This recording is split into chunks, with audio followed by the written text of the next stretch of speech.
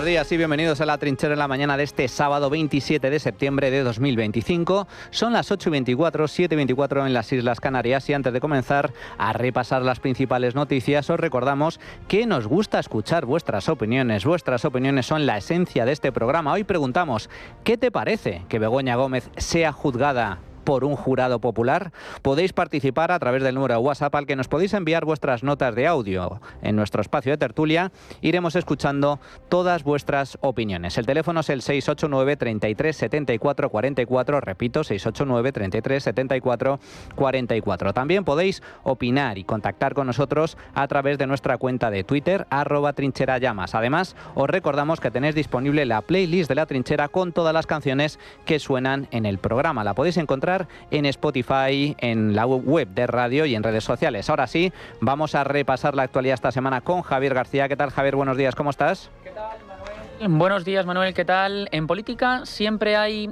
una serie de estrategias que los partidos políticos suelen utilizar para conseguir sus objetivos, ya sea para captar votantes, para ganar unas elecciones, para convencer al resto de diputados en el Parlamento con un objetivo, por ejemplo, el objetivo de ganar una votación, o simplemente para desviar la atención mediática e influir en los medios de comunicación, es decir, en la agenda setting, esos asuntos que tratan los medios y que luego se trasladan e influyen la agenda pública. Pero no siempre salen bien esos planes políticos. Los medios de comunicación llevan muchos meses informando de los presuntos casos de corrupción que afectan al presidente del gobierno.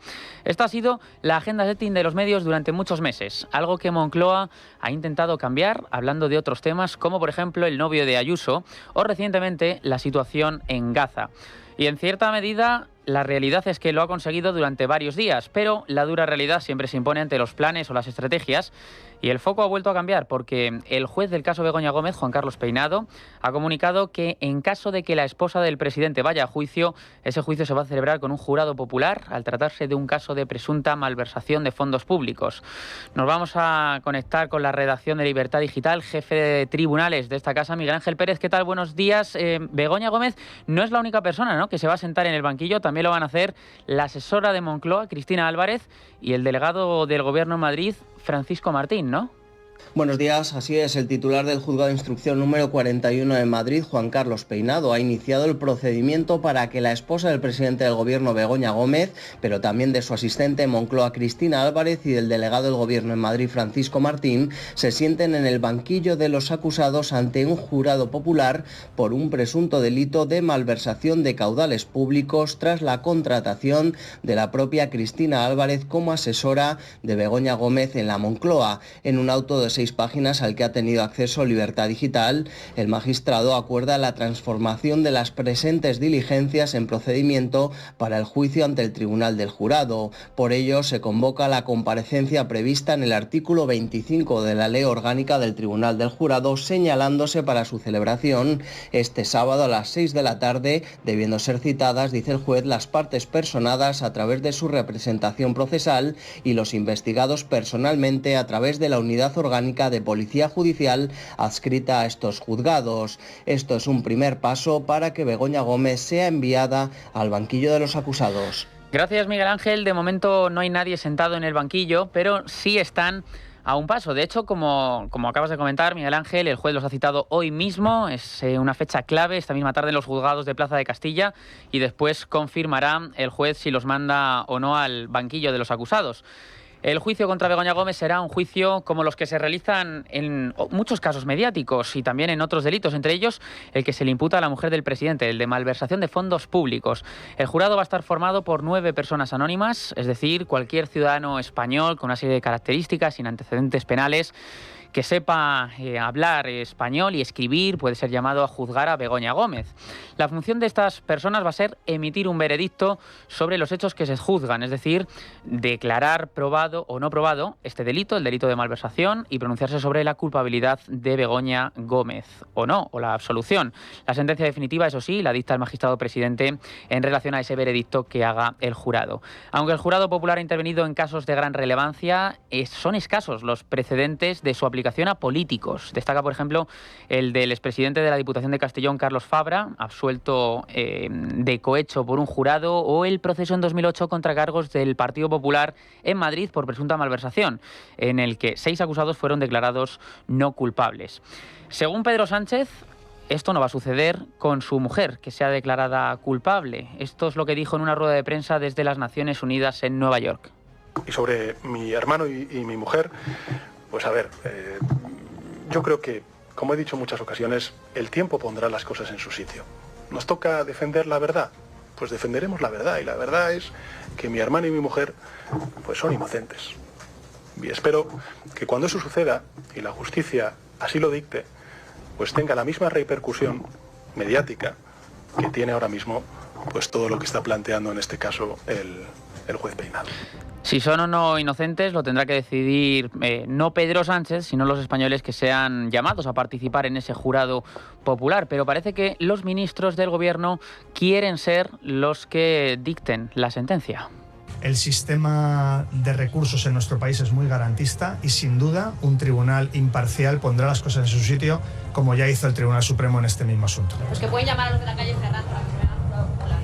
Me gustaría hablar de cosas serias, ¿vale? Venga, gracias. A mí me parece surrealista, se explica por sí solo. ¿Sí?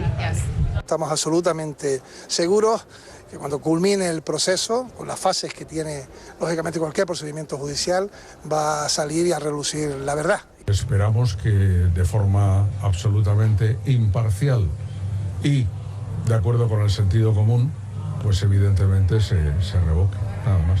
La instrucción que está practicando el juez Peinado se va a estudiar a partir de esta fecha en todas las facultades de Derecho de nuestro país. No sabemos si la instrucción del juez se estudiará en las facultades de Derecho de este país. Lo que sí sabemos es que se estudiará cómo una mujer de un presidente del Gobierno fue a juicio, cómo un secretario de organización del Partido Socialista fue a la cárcel o cómo un fiscal general del Estado va a ser juzgado al mismo tiempo que sigue en su cargo de fiscal general del Estado. De todos modos, como hemos visto, el Partido Socialista critica que sea un jurado popular quien tenga que juzgar a la esposa del presidente. Les ha respondido el alcalde de Madrid, José Luis Martínez Almeida. Y que si no les gusta el jurado han tenido 30 años desde que lo aprobaron con el gobierno de Felipe González para tratar de quitarlo. Lo que no puede ser es que ahora pretendan llamarlo jurado popular con un tono, digamos, calificativo que están haciendo y que al mismo tiempo digan que esto es una maniobra del juez. No, señores, introdujeron ustedes el jurado hace 30 años en un gobierno de Felipe González. Lo dijeron que era un gran avance de la democracia y del Estado de Derecho. También se ha pronunciado el líder del Partido Popular, Alberto Núñez Feijóo. Nada más conocer la noticia, convocó a los medios de comunicación en el Congreso y apeló a los socios del Gobierno a enseñar al presidente el final del camino por su insoportable agenda judicial. La responsabilidad penal de cada uno la acabará dirimiendo la justicia, pero la responsabilidad política está sentenciada. Sánchez es el responsable de este lodazal. Que se busque en otra cortina de humo, pero la persecución judicial ya no cuela. ¿Qué pintan los socios en esta situación? ¿Por qué los socios sostienen a una persona con la corrupción que tiene a sus espaldas? Feijóo lo ha definido a la perfección. La palabra es lodazal, basurero absoluto. En eso se ha convertido la política española con Pedro Sánchez al frente. Eso es lo que significa el sanchismo. Basura, basura política, de la peor calaña, populismo propio de países bananeros. Porque, insisto, ya no es el caso de Begoña Gómez, ya no es el caso de su hermano, ya no es el caso de sus 2 secretarios de organización, sus manos derechas dentro del partido. Cerdán en la cárcel, Ábalos imputado, Koldo, todas las corruptelas que están saliendo y que saldrán, que todo eso es gravísimo. El mayor escándalo de corrupción de la historia democrática de este país. Pero lo grave, lo más grave no es eso, es la reacción del gobierno. No dan explicaciones, no piden perdón, no asumen responsabilidades. ¿Qué hace el gobierno? Carga contra los jueces que están investigando estos casos, como es su obligación. La obligación de los jueces es investigar y juzgar a presuntos delincuentes, si hay indicios. Y es evidente que hay indicios para juzgar a toda esta gentuza. Otra cosa es que luego salgan o no condenados, pero indicios hay. ¿Y qué hace el gobierno? Llamar prevaricadores a los jueces que están, o curiosamente, investigando las corruptelas del PSOE. Y lo segundo que hace el gobierno es atacar a la prensa libre, a los periodistas, a los medios de comunicación que han destapado esos escándalos. Eso no es propio de un gobierno democrático. Eso es propio de un gobierno dictatorial, de un gobierno bananero, de un gobierno tercermundista. Y España no se merece eso. Claro que es un lodazal. Por supuesto. Y la gran diferencia entre Pedro Sánchez y sus mariachis y el resto de gobiernos de países ricos y serios es que en otros países el ministro o el primer ministro afectado por un tema de corrupción de estas características, por uno, no por 8 ni por 80 como tiene Sánchez, por uno, y además de menor calibre, dimiten desde el minuto 1. Y aquí no dimite nadie. Y el primero que debería dimitir, sin duda, es Pedro Sánchez. Y como hemos comentado, la noticia de Begoña Gómez se conoció en medio de la sesión de control al gobierno del pasado miércoles en el Congreso de los Diputados, mientras Pedro Sánchez no estaba allí. Pedro Sánchez estaba en Nueva York. Casi todas las reacciones, como hemos escuchado, se produjeron fuera del hemiciclo, en los pasillos del Congreso. Pero dentro se mantuvo una nueva sesión muy tensa, pese a que no intervino ni Sánchez ni Feijóo. No tuvimos un cara a cara, ese cara a cara habitual de los miércoles. Eso sí, el líder del PP desde su escaño, Alberto Núñez Feijóo, tras leer la noticia sobre la mujer del presidente, puso cara que fue todo un poema.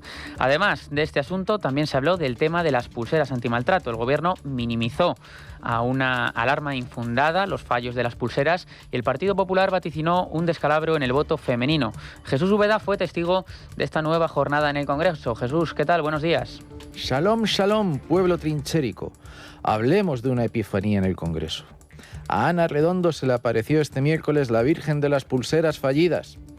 La ministra de Igualdad cantaba su lección hojeando sus cuartillas y, sobre todo, dirigiendo su mirada al techo del hemiciclo, en plan pastorcilla de Fátima, pero con pendientes de princesa algonquina, como si un tribunal de querubines o una delegación de raticulín la observara desde los impactos de bala del 23F. La sesión de control arrancó a las 9, pero el plato principal no se sirvió hasta las 10:15, cuando Jaime de los Santos firmó su mejor intervención parlamentaria, sitiando a Redondo con las pulseras antimaltratadores del Chino que, según la Fiscalía del imputado García Ortiz de Delgado de Garzón, han provocado una gran cantidad de sobreseimientos provisionales o fallos absolutorios. De los Santos fue el primer pepero en invocar explícitamente a Begoña Gómez, por eso de que el juez Peinado iniciaba esa misma mañana el procedimiento para que sea juzgada por malversación ante un jurado popular, y el único que se refirió al empresario Francisco Enrique Gómez, tío político del presidente que... Ya tiene sentencia firme por abusar de una mujer prostituida y encerrarla en uno de esos clubes de carretera que sus señorías socialistas tanto visitan. Concluyó el diputado de la siguiente manera. De explicaciones y después dimita y sobre todo dejen de utilizar el feminismo. Gracias. Bueno, y lo que ocurrió después fue carne de cuarto milenio. Redondo empezó con lo fácil, que si bulos y derivados. Tuvo el cuajo de celebrar que ninguna mujer con pulsera ha sido asesinada y se acordó de Mazón, que tiene a sus espaldas a más de 200 mujeres y hombres víctimas. ¡Ea! La mujer se iba calentando. Negaba que los dispositivos fueran de AliExpress, preguntaba dónde estaban las sentencias y acusaba al PP de convertirse en una burda copia de Vox. ¿A quién le dijo todo esto? Pues vaya usted a saber. La ministra solo dejaba de mirar a las alturas cuando buscaba refugio en su cuartilla. Otra diputada popular, Silvia Franco, echaba densa, nerviosa y pelín tartamuda.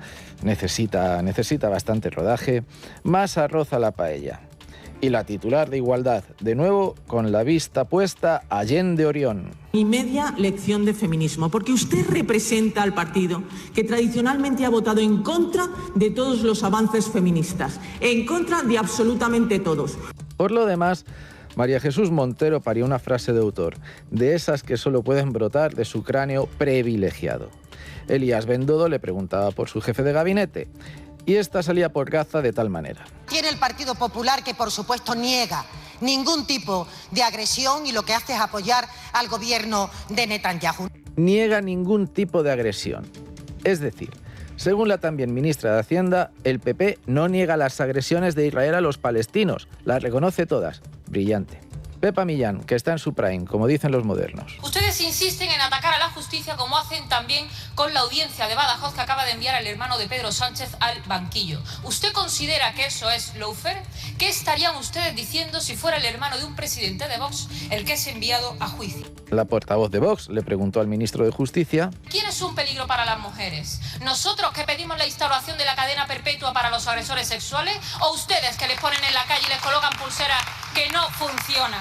Bolaños se limitó a compararla con Miguel Tellado, pudiéndonos responder por qué hacerlo. Hasta la semana que viene.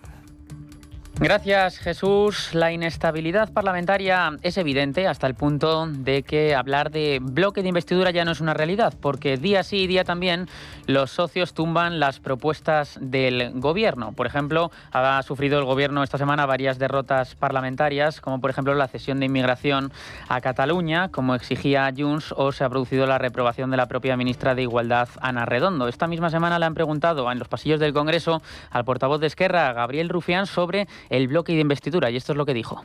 ¿Está fracturando el bloque de investidura? ¿Qué bloque? Cuesta todo mucho, semana a semana, pero creo que también habla muy mal de la oposición, que no sean capaces de hacer algo más. Y creo que el jardín en el que se han metido con el tema de Gaza, que sean incapaces, como Meloni, de reconocer que se está masacrando a la población civil, habla de la inutilidad de esta derecha del Partido Popular.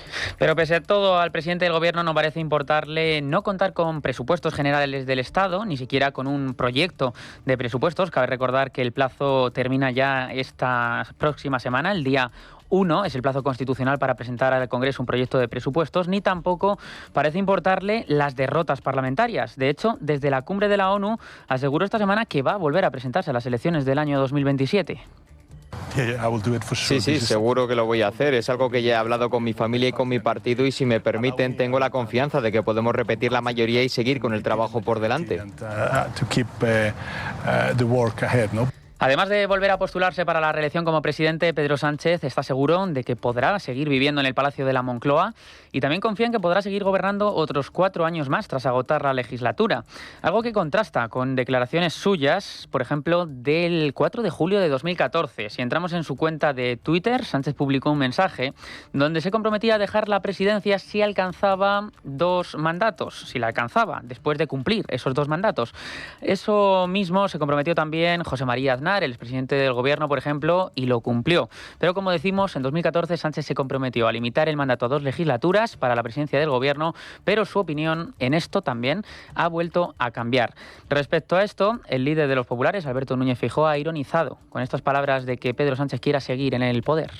Señor Sánchez, que tiene muchos socios internacionales, amigos de él, yo creo que podría consultar con ellos para que se presente de forma indefinida y para que intente ser presidente del gobierno en los próximos 20 años. Y dentro de esa estrategia de Moncloa de intentar que se hable de Gaza en vez de los presuntos escándalos de corrupción que afectan al entorno del presidente, Sánchez anunció hace más de 2 semanas el embargo total de armas a Israel. Se trataba de un gesto más de presionar a Israel en medio de la matanza que sufren los gazatíes. Se lo exigieron a Sánchez sus socios de gobierno y algunos de sus socios parlamentarios, pero el presidente del gobierno retrasó la medida porque podía poner en riesgo algunos sistemas utilizados por el ejército o por las fuerzas de seguridad españolas. Esta misma semana, ya 2 semanas después de ese anuncio, el decreto finalmente ha sido aprobado, eso sí, con una cláusula importante, porque es una cláusula que puede anularlo absolutamente todo, es decir, que permite al gobierno no aplicar el embargo cuando lo considere oportuno. Adrián Pajares, ¿en qué consiste esto? Buenos días. Buenos días. El gobierno de Pedro Sánchez ha aprobado en el Consejo de Ministros un decreto ley que impone el embargo de armas a Israel, pero sin modificar el convenio bilateral de defensa con Estados Unidos, lo que permite que armamento estadounidense destinado a Israel siga transitando por las bases de Rota y Morón. Escuchamos a Carlos Cuerpo, ministro de Economía, que ha sido el encargado de defender esta medida. Este Real Decreto Ley supone un paso más, pero un paso contundente y además pionero a nivel internacional en cuanto a la consolidación legal del embargo total de armas a Israel. Un elemento importante a señalar es que se agotan con este Real Decreto Ley todos los márgenes de actuación legal disponible. Hemos querido llegar al máximo de lo que permiten estos márgenes de actuación. El decreto contempla prohibir la importación de productos de los territorios ocupados y bloquear el tránsito de combustible militar hacia Israel. E incluye también, además, una cláusula de excepcionalidad que permita al Gobierno levantar el embargo en casos justificados de interés general o de seguridad nacional. Este punto es el que más irrita a los socios del Gobierno. Escuchamos al ministro de Cultura, Ernest Urtasun de Sumar, y a Ione Belarra, secretaria general de Podemos. Bueno, hay una cláusula que establece algunas excepciones en relación al interés general. Es una disposición adicional, siempre con acuerdo del Consejo de Ministros, que nosotros no terminamos de ver y por lo tanto pues veremos si la podemos cambiar que aquí en el trámite en la proposición de ley, igual que los ámbitos de aplicación, que creemos que se puede ir un poquito más allá. Que estamos muy preocupadas por la posibilidad de que ese embargo de armas, que parece que finalmente aprueba el Consejo de Ministros en el día de hoy, sea lo que nos veníamos temiendo estas últimas semanas, un embargo fake. Ese embargo tiene que afectar también, por supuesto, a las bases norteamericanas en suelo español y, desde luego, tiene que afectar a la compra de armas de empresas españolas que son filiales israelíes. La realidad es que el embargo ya ha tenido efectos directos. Entre los más sensibles se encuentra el de los inhibidores de frecuencia instalados en vehículos blindados españoles desplegados en misiones en Irak, Líbano o Somalia, claves para proteger los convoys de explosivos improvisados o drones kamikaze. La cancelación de este contrato deja a las Fuerzas Armadas sin repuestos, comprometiendo el mantenimiento de estos sistemas en zonas de máximo conflicto. Fuentes militares advierten de que esta ruptura con Israel no solo afecta a la seguridad de las tropas, sino que puede acarrear también indemnizaciones millonarias. Gracias, Adrián. Mientras tanto, ayer mismo se produjo un discurso esperado, un discurso importante en la Asamblea General de la ONU, porque fue el turno de Benjamin Netanyahu, el primer ministro israelí. En un discurso desafiante negó estar cometiendo un genocidio en Gaza y dijo que el trabajo que ha comenzado lo va a terminar. También aseguró que terminará la ofensiva si los rehenes que tienen los terroristas de Hamás son liberados. Al subir a la tribuna, así fue recibido, entre gritos y abucheos.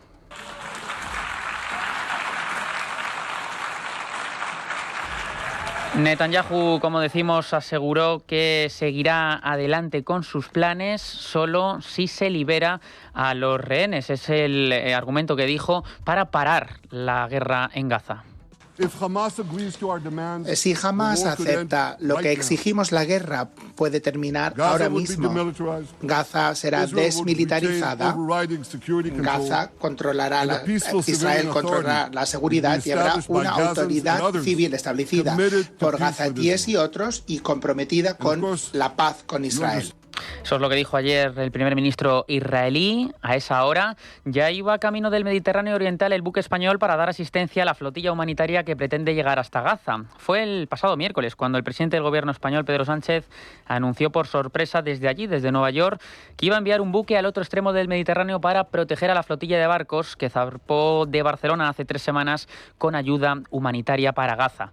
La noticia pilló por sorpresa a la Armada. El buque ha zarpado sin instrucciones para su tripulación en caso de enfrentamiento con la Marina israelí. Además, cabe destacar que tiene 2 ametralladoras este buque construidas por una empresa pública de Israel. Leticia Barquín, buenos días. Buenos días. El mismo día en el que el juez Juan Carlos Peinado anunció que Begoña Gómez sería juzgada por un jurado popular por un delito de malversación, el presidente del gobierno desde Nueva York trató de tapar los escándalos de corrupción que le afectan, aprovechando el tirón de la causa palestina en las Naciones Unidas. Pedro Sánchez anunció el envío del buque de la Armada Furor para escoltar y, si fuera necesario, rescatar a los integrantes de la llamada Flotilla de la Paz, entre los que figuran la activista climática Greta Thunberg y la exalcaldesa de Barcelona, Ada Colau. Que se respete el derecho de nuestros ciudadanos a navegar por el Mediterráneo en condiciones de seguridad. Por eso les informo de que mañana mismo zarpará desde Cartagena un buque de acción marítima equipado con todos los medios por si fuese necesario asistir a la flotilla y realizar algún rescate. Mantener la cohesión del bloque de investidura sigue siendo una de las prioridades de Pedro Sánchez, cueste lo que cueste, siendo Junts y Podemos los principales obstáculos en esta legislatura. En este contexto se enmarca la decisión de aceptar la petición de la líder de Podemos, Yone Belarra, quien mediante una misiva formal solicitó la implicación del Gobierno en la llamada Flotilla de la Paz. Tras aprobar el embargo de armas a Israel, Sánchez ha intensificado su perfil internacional, presentándose como el referente europeo más firme contra el gobierno de Netanyahu. Gracias, Leticia. La misión de este buque es muy indeterminada e imprecisa porque no se dan datos de la misión ni tampoco de las órdenes de combate de la nave en caso de incidentes violentos. Y también hay una duda bastante importante, que si el Gobierno está obligado a consultar en el Parlamento la decisión de enviar ese buque de la Armada. Ayer habló el ministro de Justicia, Félix Bolaños, y en su opinión no es necesario. No es necesario, es una decisión del Gobierno, es un buque de salvamento pero que pertenece a la Armada, y yo creo que además en el Parlamento, que se debaten multitud de cuestiones, creo que la posición de los grupos parlamentarios es bastante conocida, pero en concreto para tomar esta decisión no es en absoluto necesario. Esto es la opinión del Gobierno, pero según el artículo 17 de la Ley Orgánica de la Defensa Nacional, para ordenar operaciones del exterior que no estén directamente relacionadas con la defensa de España o del interés nacional, el Gobierno, dice este artículo, el artículo 17, realizará una consulta previa y recabará la autorización del Congreso de los Diputados. La cumbre de la ONU, como estamos comentando, ha estado marcada por este tema, el tema de Gaza, y por primera vez desde que Pedro Sánchez es presidente del Gobierno, la delegación de España en la Asamblea General de Naciones Unidas la ha encabezado el rey. Ha estado encabezada por Felipe VI, es el máximo representante de España y por tanto el encargado de acudir a la recepción oficial que organiza Donald Trump para los asistentes, y también fue quien el miércoles pronunció el discurso ante el plenario. Fue otro discurso importante. Felipe VI pidió que se detenga la masacre en Gaza y dio también algunos otros titulares. Ignacio Bravo, buenos días. Buenos días. El rey Felipe VI ha dedicado buena parte de su discurso ante la Asamblea General de las Naciones Unidas a condenar la masacre, ha dicho, de Israel en la Franja de Gaza, pero ha evitado utilizar el término genocidio. De esta forma, el monarca se desliga del presidente del Gobierno, Pedro Sánchez, que utilizó por primera vez esta denominación en junio de este mismo año y desde entonces ha abanderado el empleo del concepto en la Unión Europea. No podemos guardar silencio ni mirar hacia el otro lado. Son actos aberrantes. España es un pueblo profundamente orgulloso de sus raíces sefardíes. Por eso nos duele tanto. Nos cuesta tanto comprender lo que el gobierno israelí está haciendo en la Franja de Gaza.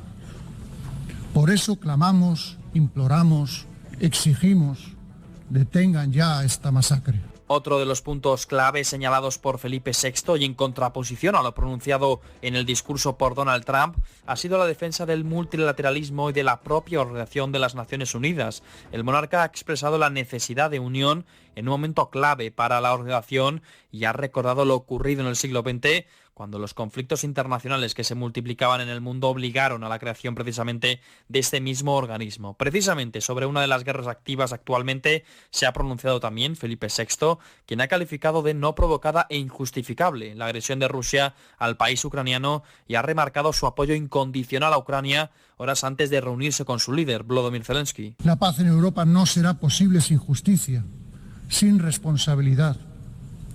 España seguirá apoyando todos los esfuerzos encaminados a lograr una paz justa y duradera, basada en los principios de la legalidad internacional, el respeto a los derechos humanos y la rendición de cuentas. El rey, que ha liderado la comitiva española invitada al 80 aniversario de la Asamblea de la ONU en Nueva York, ha pronunciado un discurso, como era de esperar, en sintonía con el promovido por la Moncloa, aunque, como digo, ha evitado utilizar la palabra genocidio y ha calificado a Hamás como grupo terrorista, algo que todavía el gobierno se niega a hacer. Bueno, pues ahí sigue, Gaza. Gaza y el presunto, irreal, absolutamente inexistente genocidio por parte del gobierno de Israel. No existe un genocidio en Gaza. No existe. No es así, es una guerra urbana que, como todas las guerras urbanas, pues se producen bajas civiles, especialmente porque Hamás utiliza a su propia población como escudos humanos. Es mentira que haya un genocidio en Gaza. Hay una guerra atroz atroz, terrible, iniciada, por cierto, provocada conscientemente por Hamás, con ese atentado histórico producido el 7 de octubre, hace ahora 2 años, donde masacraron a más de 1.200 civiles, y ya sin contar las barbaridades que cometieron los terroristas en materia de violaciones, cortar cabezas, en fin, un auténtico infierno. Entonces, ¿qué es lo que está pasando? Pues lo que está pasando es lo típico, una vez más, también de los populistas: buscar un enemigo externo, en este caso Israel, para desviar la atención de sus problemas a nivel interno. Es una cortina de humo, es una estrategia electoral y política para esconder las vergüenzas propias, que son muchas, del gobierno de Pedro Sánchez. Y como bien ha dicho Netanyahu en la ONU, la guerra podría acabar hoy mismo. Basta con que Hamás libere a los rehenes y deponga las armas, se rinda, porque evidentemente no va a ganar el conflicto militar contra Israel. Y luego está el tema de la flotilla basurilla. ¿Qué pinta un buque de la Armada teniendo que ir por el Mediterráneo rumbo a Gaza a recoger una panda de perroflautas que están dispuestos a saltarse un bloqueo militar? Oye, allá ellos, si se quieren saltar el bloqueo militar, que asuman sus consecuencias. ¿Por qué tiene que ir la Armada? ¿Por qué tiene que ir un buque de guerra, que por cierto lleva armamento militar, a recoger a una panda de perroflautas pro-palestinos, pro-Hamás? ¿Por qué? Si se quieren saltar el bloqueo, que se lo salten y que asuman las consecuencias. Que por cierto, lo de la flotilla es para hacer un serial, porque llevan 3 semanas navegando rumbo a Gaza y todavía no están ni cerca. Se están yendo de crucero a cuenta del dinero público que reciben a través de ONGs relacionadas, por cierto, con el terrorismo islamista. ¿Qué busca el gobierno mandando un buque militar? ¿Qué va a pasar si Israel detiene, como debería, por cierto, a esta panda que va con los barquitos rumbo a Gaza? Porque no es para una misión humanitaria, ¿eh? Israel ya les dijo, ustedes no pueden entrar aquí. Si quieren dejar ayuda humanitaria, les facilitamos un puerto. ¿Qué han dicho los de la flotilla? No. Si nosotros lo que venimos es hacer aquí el paripé. No queremos un puerto para poder llevar ayuda humanitaria. Lo que quieren es saltarse el bloqueo y montar el espectáculo. Bueno, si se saltan el bloqueo, se arriesgan a que sean encarcelados. ¿Se imaginan? Cada Colau sea encarcelada en Israel por saltarse el bloqueo. La verdad es que cuando partieron del puerto de Barcelona hubiera ido encantado a despedir a Ada Colau con el fin de que no regresara jamás a este país. Y además de los discursos de Netanyahu, como hemos comentado, y también del rey Felipe VI, también fue importante el discurso de Donald Trump, porque se convirtió en el centro de atención durante su intervención, por varios incidentes que parecieron sabotajes en la apertura de la Asamblea General de la ONU. Primero se le detuvieron las escaleras mecánicas y culpó a la ONU, y también el teleprompter que estaba usando en su discurso también falló y culpó, como decimos, a las Naciones Unidas. Su discurso duró casi 1 hora en lugar de los 15 minutos previstos. El líder estadounidense volvió a dejar clara su postura sobre la operación en Gaza, con un férreo apoyo a Netanyahu, y aprovechó su discurso para criticar a la ONU y sus políticas, cuestionando realmente si Naciones Unidas cumple alguna función útil. ¿Cuál es el propósito de las Naciones Unidas? La ONU tiene un potencial tremendo, pero ni siquiera está cerca de cumplir con ese potencial. Todo lo que parece hacer es escribir una carta muy indignada para luego no darle seguimiento a esa carta. Son palabras vacías, y las palabras vacías no resuelven guerras. Lo único que resuelve la guerra y las guerras es la acción. Como decimos, Trump estuvo casi 1 hora hablando y usó el estrado para aconsejar a Europa de que adopte sus políticas de inmigración. Avisó de que, a su juicio, Europa tiene un largo camino que recorrer. Europa está en serios problemas. Está siendo invadida por la inmigración ilegal como nunca antes se había visto. Los inmigrantes ilegales están entrando a Europa en masa. Nadie ha visto algo así y nadie está haciendo nada para cambiarlo. No es sostenible. Y todo por ser políticamente correctos, no están haciendo nada al respecto. Miro a Londres y es terrible, terrible. Ha cambiado tanto que es irreconocible. Ahora quieren implementar la ley Sharia, pero están en otro país. No pueden hacer eso. El presidente americano también alertó de las políticas energéticas europeas, con muchos países camino, dice, de la destrucción por la agenda verde. El calentamiento global no está sucediendo, tenemos que hacer algo. Dijeron que el calentamiento global matará al mundo, así que ahora lo podrían llamar cambio climático. Porque si sube o baja el tiempo, pase lo que pase, siempre es cambio climático. Es la mayor estafa jamás contada y perpetrada en el mundo. Hecho por personas estúpidas que ha costado la fortuna de muchos países y no les han dado a esos países ninguna posibilidad de éxito y de crecimiento. Aplaudo con las orejas. Donald Trump, fantástico, excelente. Un discurso histórico en la ONU. 1 hora dando bofetadas ideológicas, metafóricas, a muchos líderes europeos que están cometiendo gravísimos errores. Yo no coincido con todas las políticas de Donald Trump. Aquí lo he expresado públicamente y lo seguiré haciendo. Me parece un horror la política arancelaria que está llevando a cabo, entre otras cosas, ¿no? También decisiones a nivel geoestratégico, con ese intento de acercamiento a Rusia, que por cierto ya se está demostrando erróneo. El propio Trump está dando marcha atrás. Está dando marcha atrás, lógico, porque Putin no es de fiar y le está engañando como un tonto.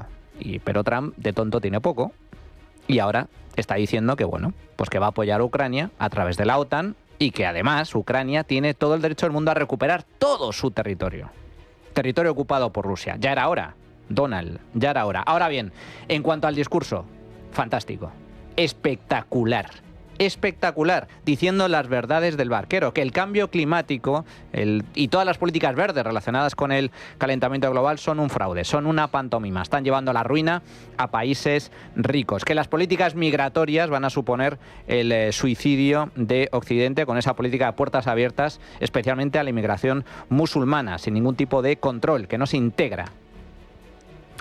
Y después diciendo claramente que la ONU es un chiringuito infecto lleno de dictatorzuelos de quinta regional, muchos de ellos auténticos criminales y tiranos.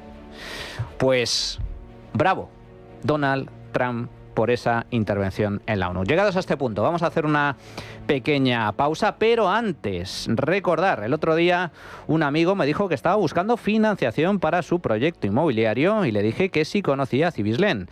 El caso es que me dijo que había oído hablar de la empresa, pero no la había investigado, pero que ahora, que se la recomendaba, pues hablaría con ellos. Pues lo mismo os digo a vosotros, señores oyentes, que conozcáis Cibislen, empresa de financiación a promotores y de inversión alternativa. Cibislen.com, ahí vais a encontrar toda la información. La trinchera de llamas es radio.